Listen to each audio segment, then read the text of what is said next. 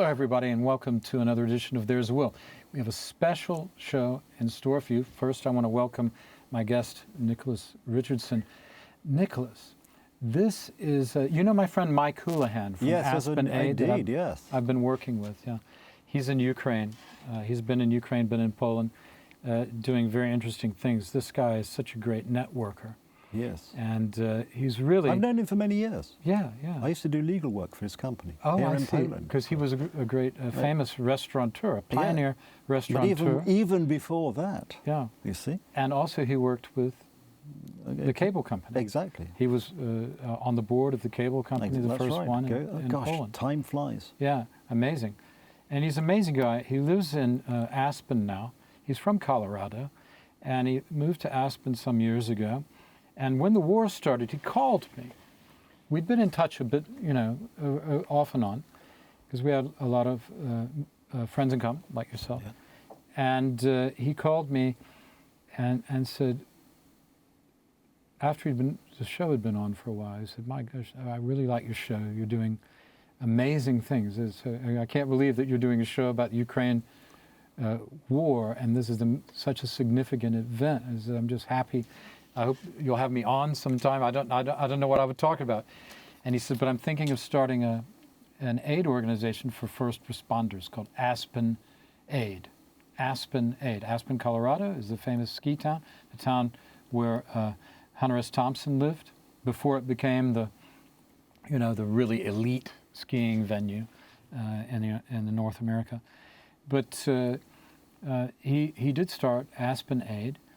And he was a guest on the show in the fullness of time, and eventually began to send a lot of aid, first responder aid, particularly cooperating with fire departments in Canada and the United States to provide equipment for the fire departments in Ukraine, who have an enormous amount of work.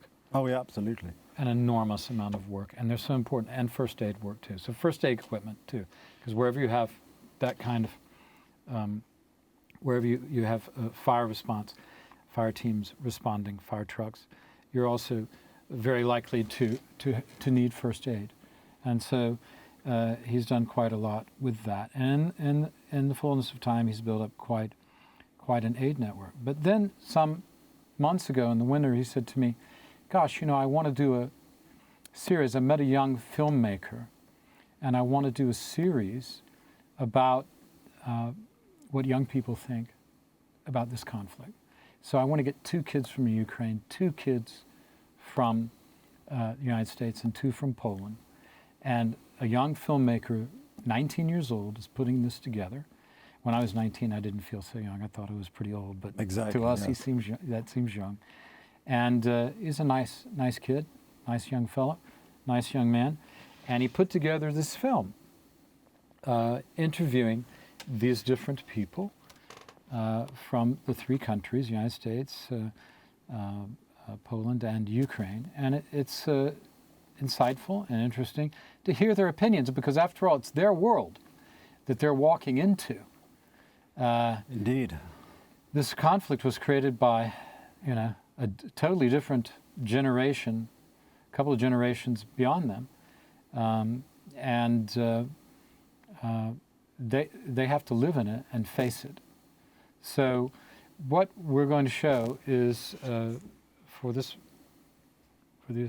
week is what these young people, young filmmaker and his interviewees have to say, their reaction, their emotional responses, and some things that happened to them, and how the war's changed their lives, because it has changed in some way all of their lives. So we have people from California, Colorado, Warsaw, and various places in Ukraine, Kiev, I think, and Lvov. Okay? Very good. Shall we watch? Well, let's watch. Okay, here we go. Let's roll the film, courtesy of ASPEN AID.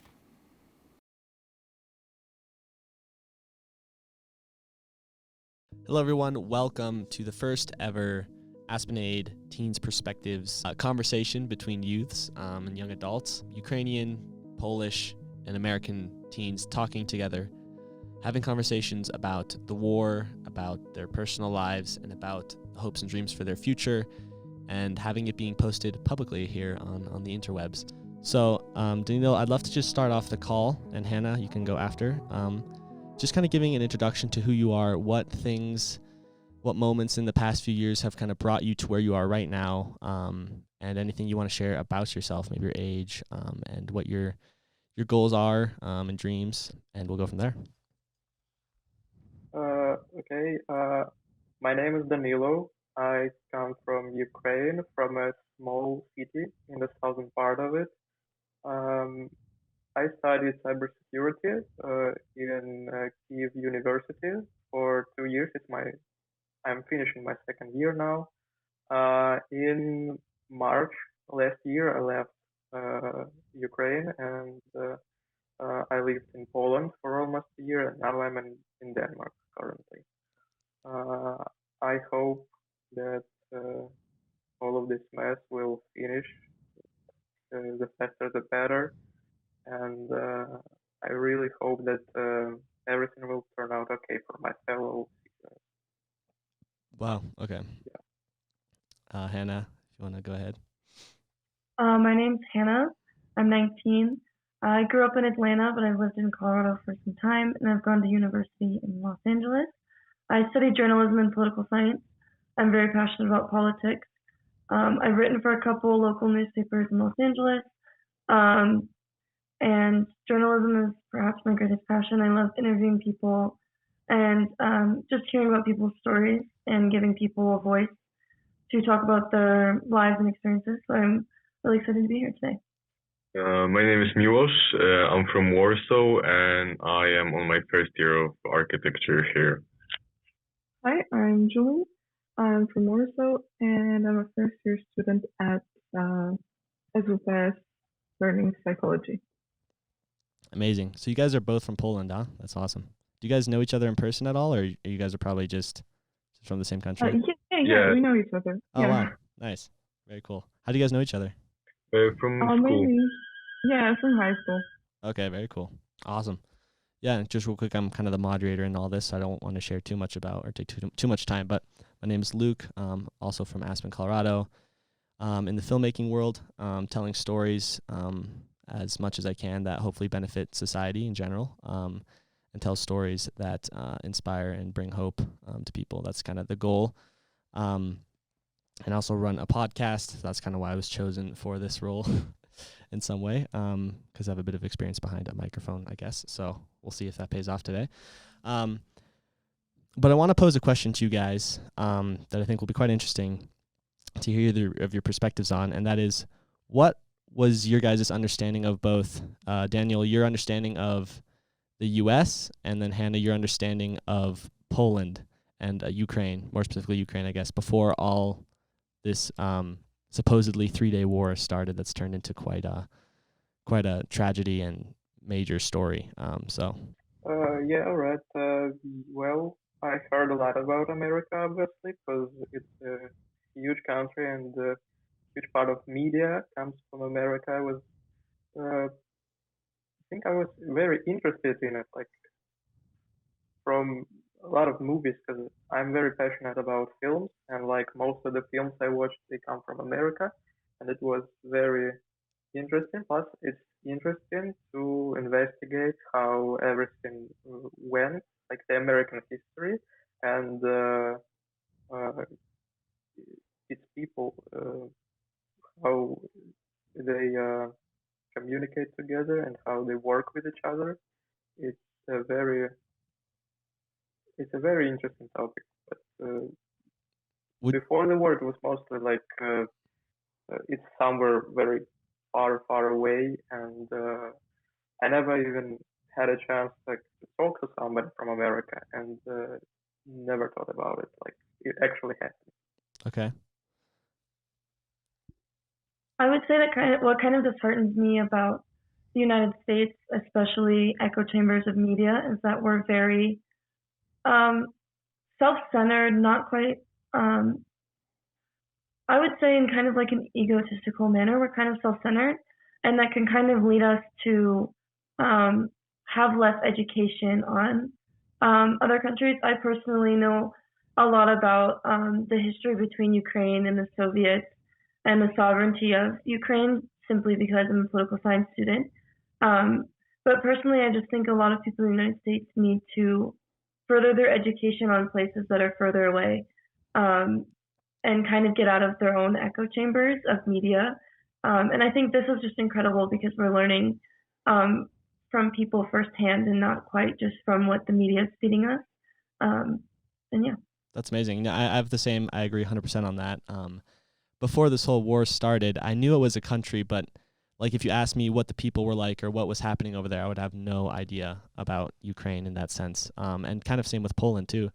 And that is partially because, maybe I'm not as educated as some other people, but I would say America does have this stereotype of, and also reality of people just focusing on what's happening in front of them, and just hearing snippets of interesting things that are happening around the world. And I think that's why traveling is so amazing, is because you can figure out what's actually going on and what the people are actually like, and it does kind of blow your mind every time you go. Well, to be honest, earlier we didn't really have that much of a chance to, I don't know, even create an opinion about Ukraine because we were just, young teenagers. We didn't really have any to, even though they're our neighbors. We just didn't talk that much about Ukraine on, I don't know, history lessons but now after the whole war started, you start seeing people around you and you start hearing things, and we're just all so sorry. And we had a friend in high school in our class that was Ukrainian. So he told us some of his friends' stories that were enrolled in the army, and it just changes your perspective totally about the country that is so close and the people that live so close. So it really hits you because sometimes you might think that it might be you, right? We're just so close, and the people here, we're trying, of course, anyone I know, we're trying to help them as much as we can. And I think Miłosz could tell you a little bit more about it because he, with his mom, actually helped a couple of families already find an apartment and all that. Yeah, well, it's definitely terrifying being so close to Ukraine because you realize that young people that are your age, that are going to schools, are over there fighting on the front. So it is really tough. But as Julie said, we have been helping a lot of families because a lot of people from here that we just know are Ukrainian, and they have families there, they have children, women, and we were trying to find them places to live here in Warsaw. So yeah, we just all try to help the best as we can and try to keep together to stay strong together. Wow. I want to come back to that, but Danilo, what are your thoughts on what is the main problem? What's kind of the situation of, can you leave Ukraine right now if you're a certain age? How does that all look like? What's the landscape of that? Well, I don't know about the specific rules of when you can and can't leave, but what I know is that we were helping parts of families move, the female and the younger parts of families, so children and females.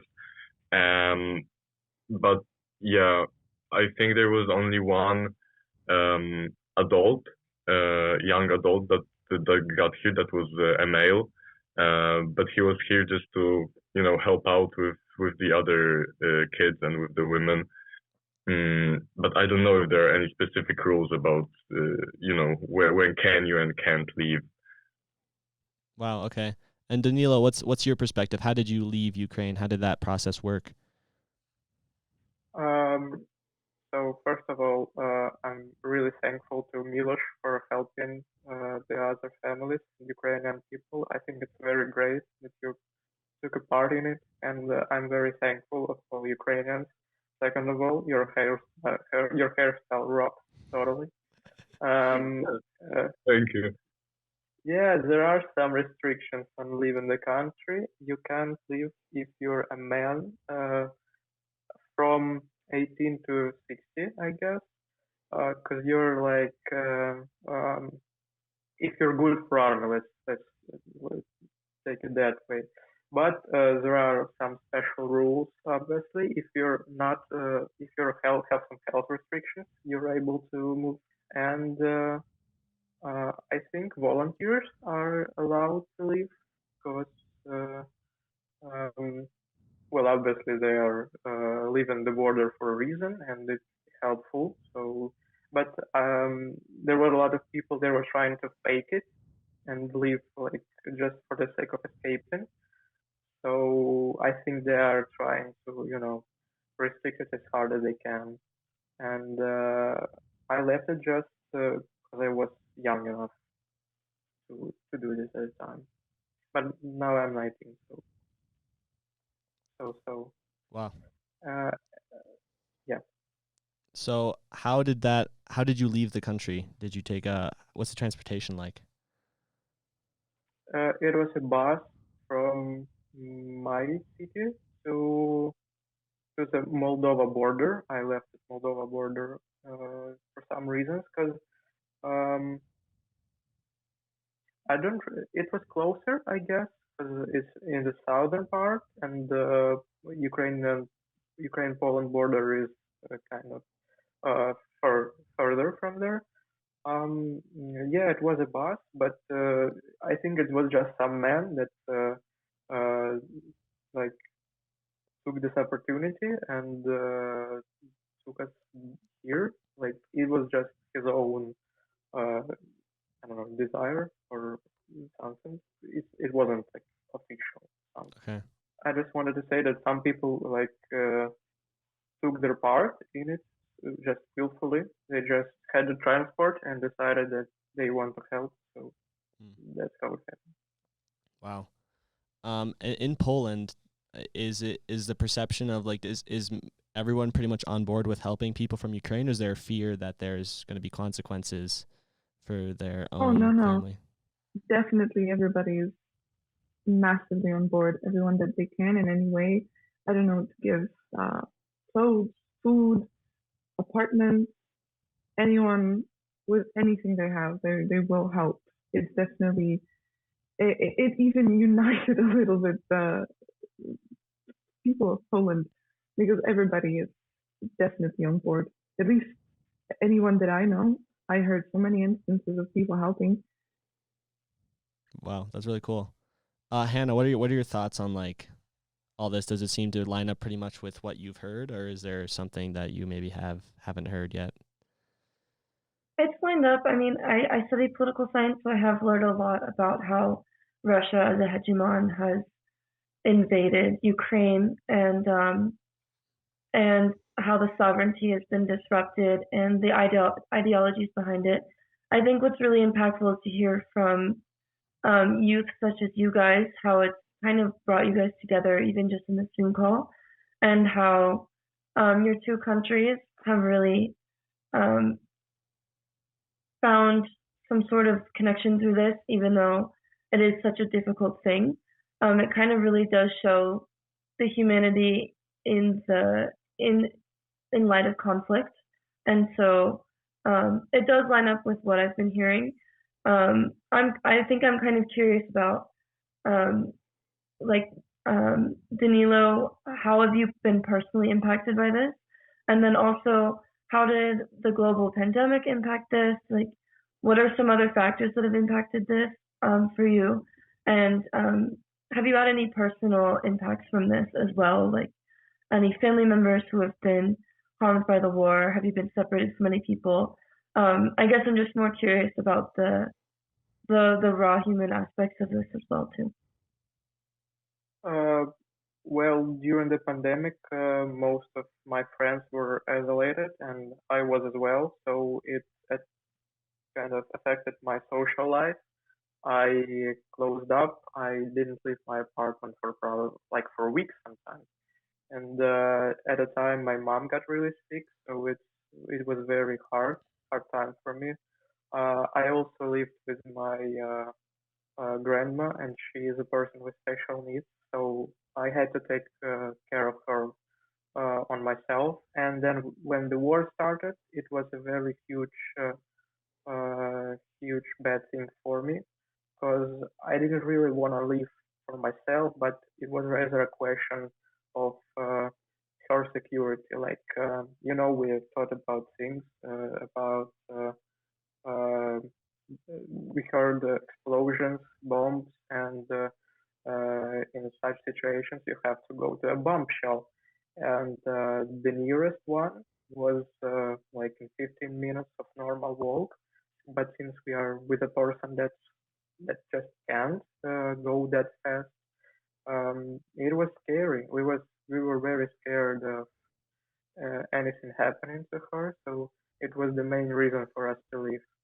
And sometimes I ask myself, like, as people my age aren't allowed, well, my current age, aren't allowed to leave Ukraine, and they stay. Some go to army, some, like, let's be honest, some hide from it, and um, it was a very big question for me. Like, is it right for me to leave?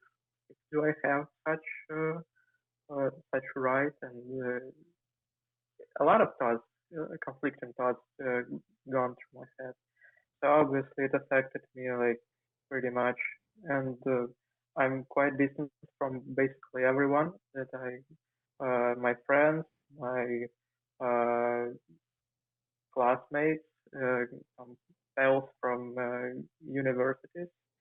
It's quite hard, but like if I want to stay on something positive, then in Poland I met a lot of great guys. In Gdansk, I was in Gdansk Polytechnic, or Gdansk Tech. It's a university, and I lived at a dormitory, and I met some more Ukrainians here and some Polish people, so it was a great time. Yeah, so I managed to get something positive. And how's your mental health been impacted by that separation socially? Well, mostly I'm anxious. It's quite hard to live with this. I'm very worried about not seeing some people again. Uh, I think it's it's quite it's hard sometimes. And my father is in the military, so I kind of worried about him as well. And I have a lot of family members that's still in Ukraine, so I call them some time at a time and check out. And I'm very scared of some one time they're just not gonna answer. Wow. So, how has this war, and I think everyone should try to answer this, impacted your future, your plans, your outlook on life in general? I mean, has it impacted you to that effect? And we can start off with Julie, if you like. Well, to be honest, my idea for life or my plans for life, it didn't affect that much because I'm a homebody. I always wanted to stay in Poland. Um, on the other hand, you never know what might happen. But my outlook on life changed a little bit because even though, like I said at the beginning, even though it doesn't affect Poland or me directly, you can still, like I said, see or hear the pain, the tragedy. It's so close. So it definitely taught me a lot about helping others, about being more empathetic, about and about however that may sound, about appreciating my home, my family, the time that I have here, the safety that I have here. So that these are the main points that changed. That's amazing. Yeah, well, my plans, I guess, well, they didn't necessarily change, but you know, you definitely lose the feeling of safety when you hear that there is a war in the neighboring country. Uh, so it just puts, you know, this crazy feeling on you that there is all of this massacre going on just right next door, and it might come to you soon. So, you know, it's definitely been going more in the direction of checking out other countries, maybe moving, maybe, you know. And also, as Julie said, it does really give you a perspective of appreciating all the things that you take for granted that you would lose in a war and conflict and everything horrible that's happening in Ukraine that, you know, we don't experience, and we just sit here and try to help, and it really makes you appreciate what you have. For sure. Dang. Well, obviously the war changed my vision of my future, like fundamentally, because I'm not sure now what it's gonna be, and do I even have one? Because it's hard to plan something when you don't know what's gonna happen tomorrow. And I never thought about leaving my country. And as I said, my presence in Europe is very unique and new and unexpected. So I'm not really sure. Mm, But well, I'll see how it goes probably. That's the best answer I can give. Amazing. Hannah, I'd love to hear your perspective as well. I would just say, aside from the humanity aspects, it's really leaned me further into interest in studying international relations. I've taken a few international relations courses, but it's really interesting to see how, in times of crises, how allied nations help each other, especially Poland with Ukraine, how the United Nations Security Council plays into this. And I think it's just really interesting politically to see how um, countries really help each other or don't in times of need, their responses to crisis, their motives and their ideologies for responding, and even further, the importance of intervention and aid when it comes to just humanity and people saving people's lives. Um, and it's also been interesting to see the different ideologies, like ideological approaches of how people have viewed Russia's invasion, how people have seen it in unjust manners, and just studying, I guess, the impacts of sovereignty. So it's been really interesting to see how a country such as Russia just can feel, its leader can just feel entitled to um, commit the atrocities that it's done. It's changed my perspective on international relations and definitely drawn me more towards it and also towards the human aspects of it. Yeah, I mean, it really makes you be thankful for what we have here, as far as the safety and just waking up every morning and not having to worry about the things you guys have to worry about. What do you guys think there's any big misconceptions or misunderstandings that the rest of the world has with your situation right now, as far as how we can help, how people are helping, and just any other like misunderstandings in general, as far as how the world perceives you guys right now?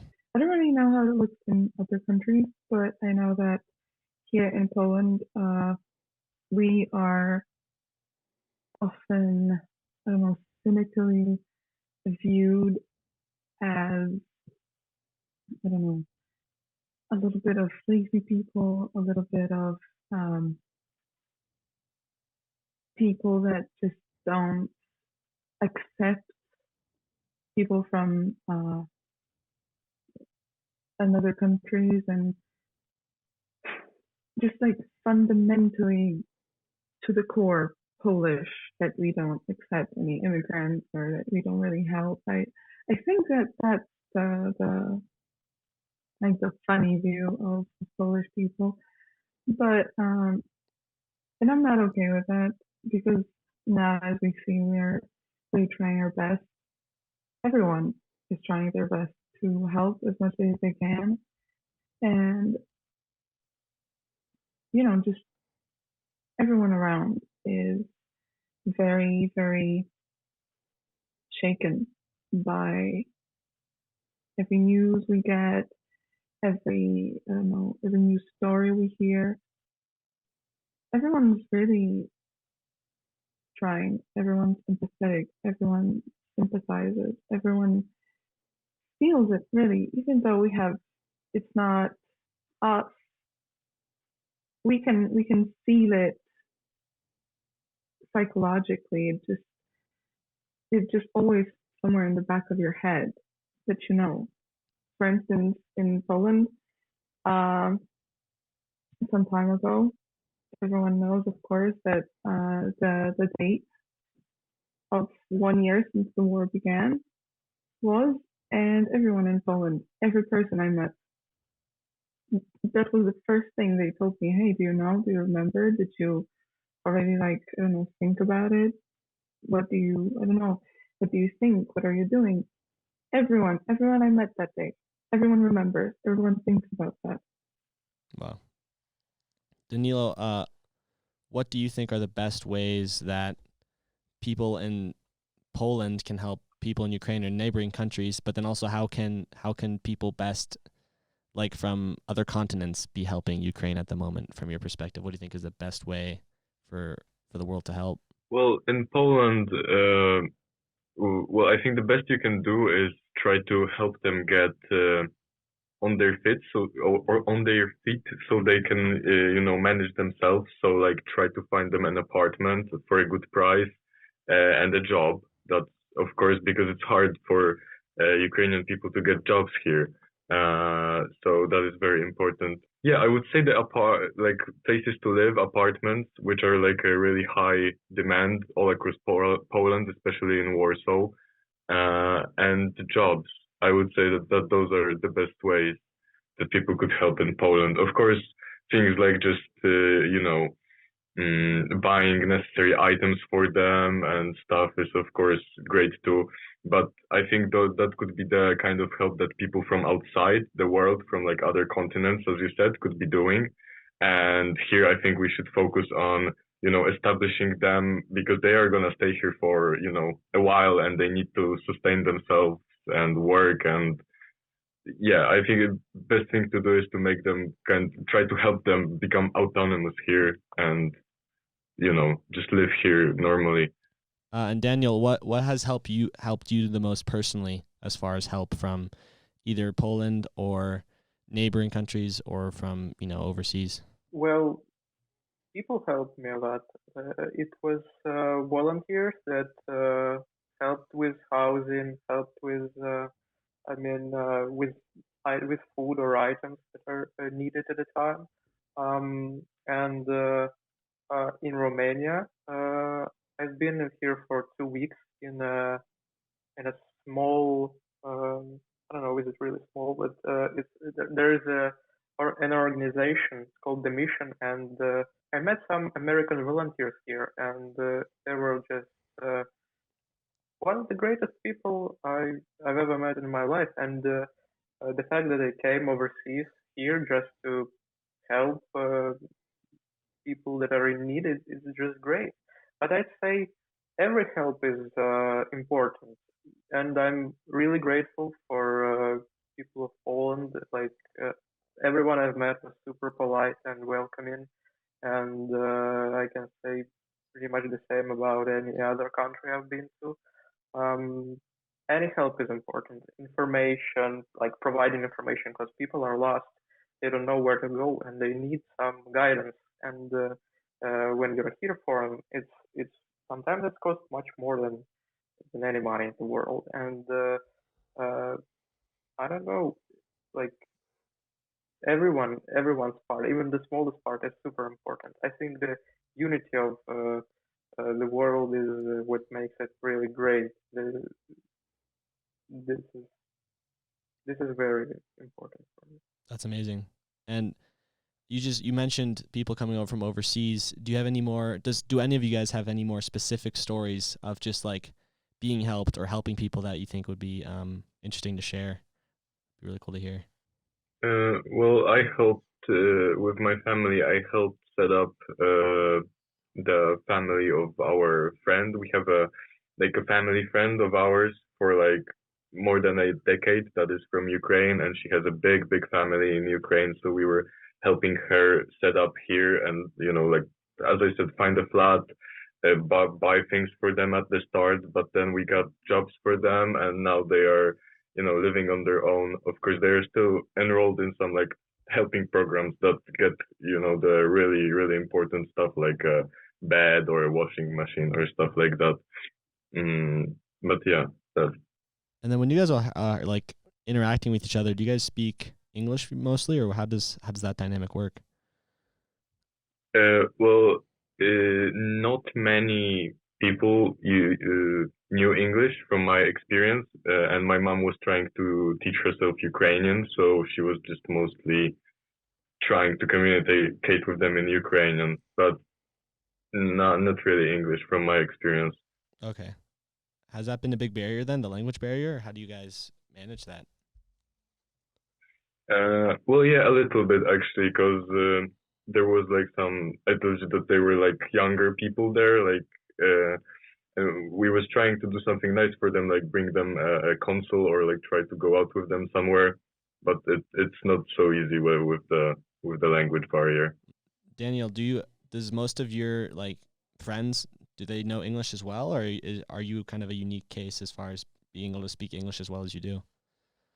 No, not really. Like a lot of people in Ukraine know English. We studied in school. Some of my friends studied German, so they don't really know English, but it kind of changed the like the geographical decisions for them. But yeah, most of them know English, at least on the bare minimum level, uh, as far as I can tell. Okay, very cool.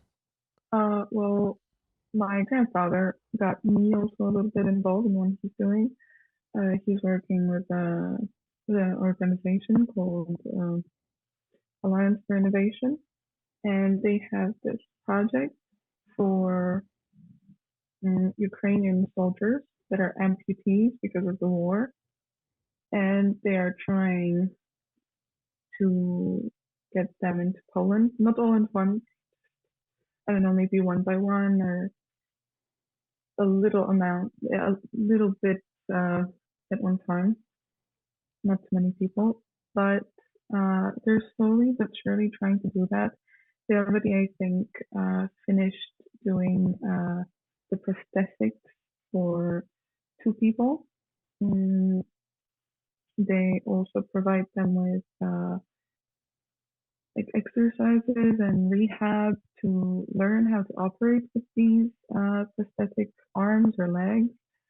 And yeah, I'm not a big part of it, but I'm just trying to sometimes, I don't know, go somewhere with my grandpa and I don't know, maybe just be their assistant or taking notes, anything I can. And yeah, so and I'm really grateful for him for getting me involved in that. And I think that's a pretty great thing. That's awesome. So this question, I mean, that's pretty broad, but let's say the war somehow just ended tomorrow. What would you guys do, you think? Party, celebrate. How would you celebrate? Well, I would take all the Ukrainian people I know and I would party with them as hard as I can. How do you guys party? Is it? Well, in Poland we like to party with vodka. Okay. I love how you said that. That was cool. Daniel, what would you do if the war ended tomorrow? What would your game plan be, you think? Well, I just go to Ukraine, met my friends. I gotta tell you, I will like drink myself to blackout. Probably I'm gonna celebrate if I'm dead. In any other way, it goes down, really, because Okay. it would be huge. So you'd have the big party day, right? What would the next few years you think look like as far as what would your goals be? What would your ambitions be? Would they be different from what they were before the war?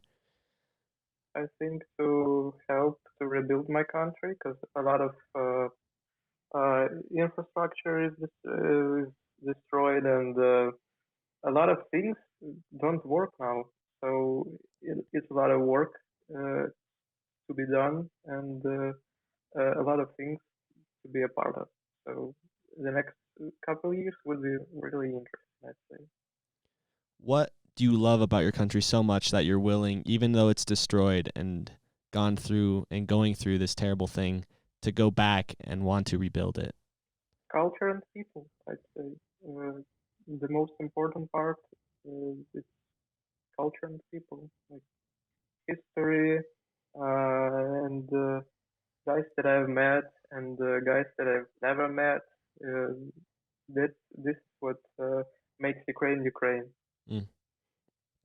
Hannah, what you do living in the U.S., having that war be ended? What would your, I mean, obviously there's a few ways that it could be ended, but let's say it's in the more of a positive light than negative. What would you think your reaction be, and most of the American population's reaction kind of be to that? I think that Americans would celebrate. I feel that Americans, although have not been severely impacted by this war, they have stayed remotely educated on it. So I think there would be celebrations nationwide. I think personally, I would perhaps write an article, maybe to educate people on what's been happening. But honestly, I think the true celebration is for the Ukrainians. It doesn't really feel like my place to celebrate, although I think our nation as a whole, as an ally to Ukraine, feels deep excitement and sincerity, goodwill towards Ukraine. I feel that they're deserving of everything. So if whatever we can do to help them recover, I feel is what would be best. But honestly, I would see myself writing an article about it. That's awesome. What do you guys find your hope in, as far as I mean, just things that I came in thinking about, like starting to imagine what it would be like to losing people you know personally to something that's just so evil in a sense and kind of like pointless in some way as well.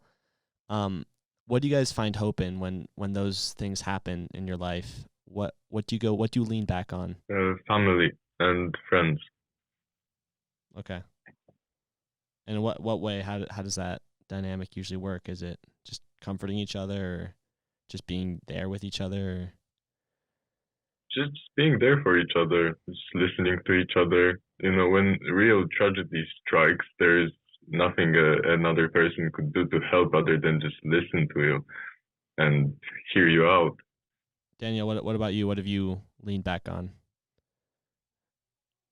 Yeah, probably the same, like family and friends, the closest circles. Just talking about it, trying to figure out what to do, and yeah, that's about it. Julie, what is your I mean, there's obviously a lot of broken and hurt people around you. What do you think gives them the hope, and what gives you the hope to keep helping them, I guess? Well, I think it's just like Neil said. What might give them hope is their family, their close ones. I think this is like the fundamental thing in life that makes you want to keep going is your family.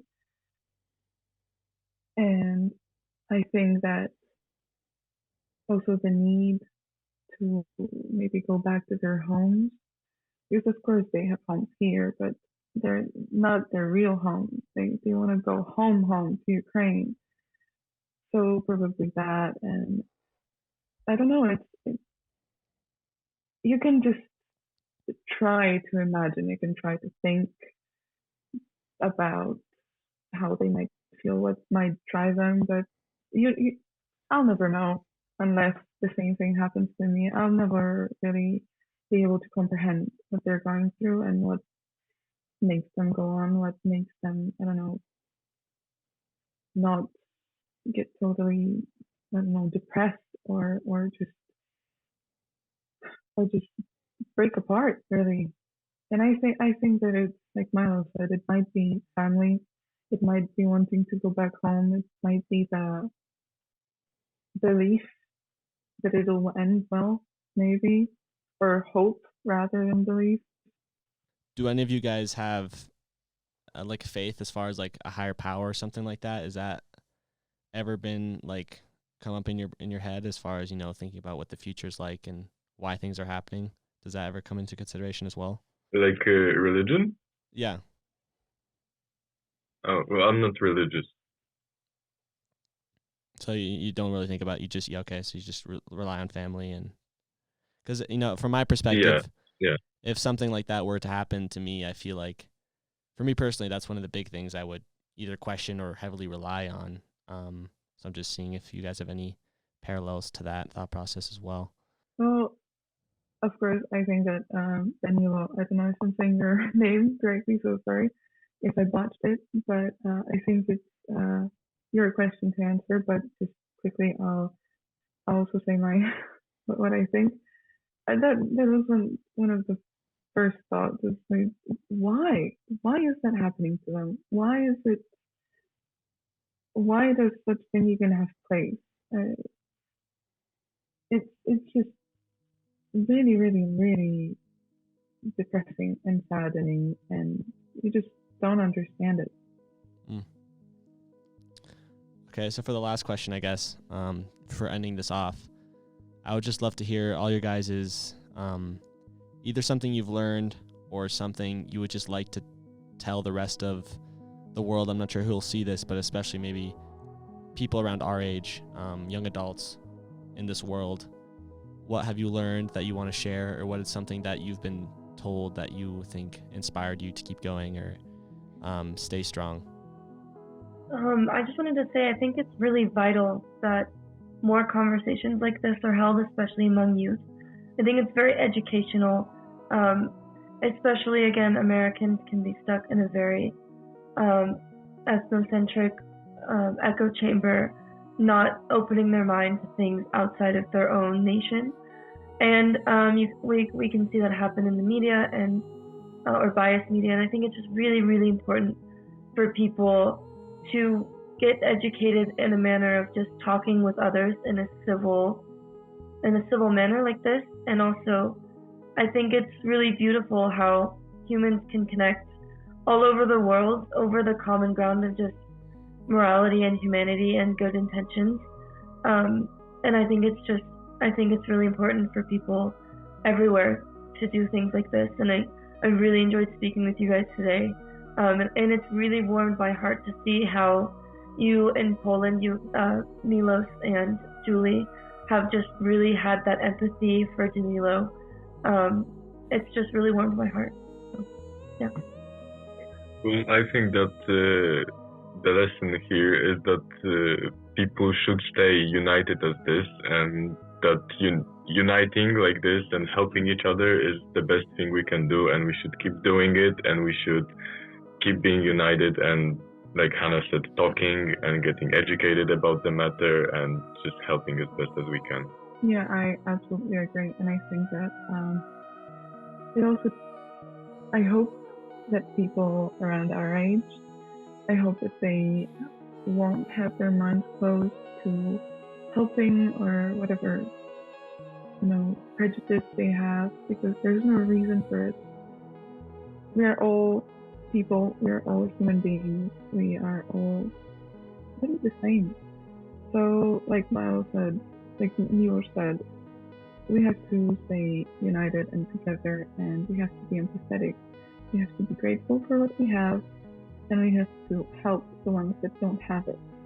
And I'd like to say, first of all, I'm very thankful for everyone who's been open-minded and understanding towards people of Ukraine, and everyone who helps about it or talks about it. I'm grateful forever, and it's a great thing to see. I'd say what the importance of this situation is to learn how the things work in the world, to learn politics, because if you don't learn politics, if you're not interested in them, they are always interested in you. If you don't want to be an instrument of someone's agenda or something, I think you have to check out what the world is going and the direction it is going. And yes, unity is very important. To be empathetic, to hear people, to be open-minded to them. So, yeah. Wow. Well, I think that's a beautiful place to leave it off. Thank you guys all so much for joining the conversation, and maybe this will happen again. And maybe one day we can all meet in person, shake hands, and give each other some hugs, and smile about this conversation we had a few years ago. So I'm excited to see where the future leads. Going to keep praying for your country as well as my own. And I hope that this is not where the conversation ends, but where it really starts. Check out some more resources and ways you can help. And maybe if you guys are comfortable with it, we can leave some of your contact information somewhere if people want to reach out to you personally. Thank you. And I hope you do great as well. Yeah, thank you for the talk. I had a really nice time. You have some really great insights. Yeah, me too. Appreciate it. Thank you. With you. All right, guys, that was a really awesome conversation. I hope you enjoyed it as much as I did. I think it won't be the last. If you guys have any questions or comments, potentially for the next one, let us know, and go visit us at aspenaid.org for more information to see how you can help, what's going on. On behalf of me and the Aspen Aid team, I wish you a beautiful rest of your day. I hope you're inspired, and together, I think we can piece together this world piece by piece, little by little, and make a real difference in people's lives. So, that being said, see you guys in the next one.